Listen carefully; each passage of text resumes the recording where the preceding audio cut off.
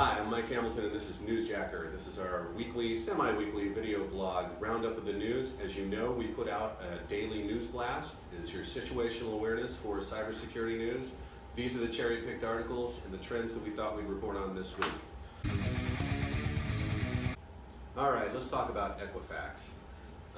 This is a kind of a mysterious series of events, not so much from the perspective of the theft, but from the perspective of what's going to happen to the data. It's apparently for sale now for $6 million, which indicates to me that it's been priced outside the range where organized crime could actually get a return on that investment. And that suggests that this is purely a nation state activity. It's been false flagged to look like it's organized crime, and the fact that it's for sale out there is probably not even true. I would be surprised if anybody stepped up to buy that and it was actually sold to them. I believe this is being weaponized, and possibly something big is coming in the form of broad-scale economic disruption. Last thing I want to say about Equifax is there's been a lot of talk about the CISO and the fact that she had a degree in Master of Fine Arts, and everybody laughed about this. That's not funny. The CISO position is more political, budgetary, tracking initiatives, projects, etc., and reporting up to the C-suite. My degrees are in geology, chemistry, and oceanography, and I don't think that has anything to do with anything. All right, privacy and surveillance. A lot of things are happening around surveillance. The one everybody knows about, I think, is that 702 of the FISA statute is up for renewal. Setting that aside, interesting things are happening in that the Department of Homeland Security has asked for an update to their records collection, stating that they want to collect records on social media activity and other public information like that for aliens. Okay, so first of all, I didn't know that Area 51 was a port of entry. Who knew?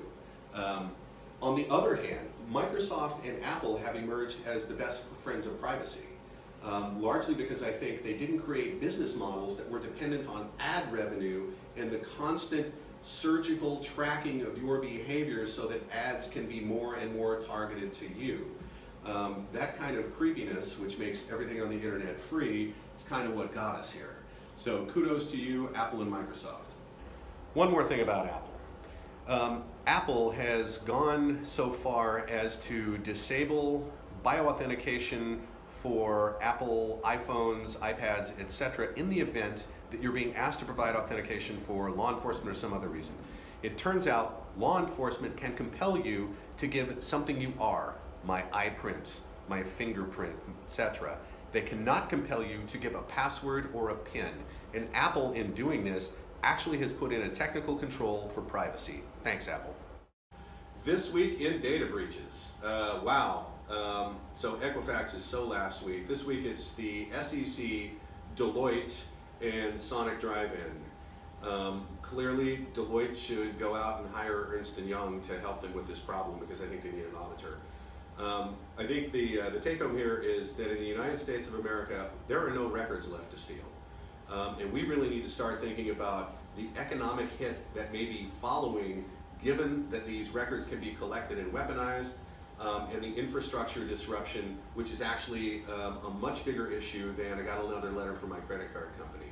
I think things are changing really quickly. We're all desensitized to these big data breaches, but the real thing is coming, and I think it's more to do with infrastructure than it is with your credit rating. Thanks, this is Mike Hamilton. This is NewsJacker.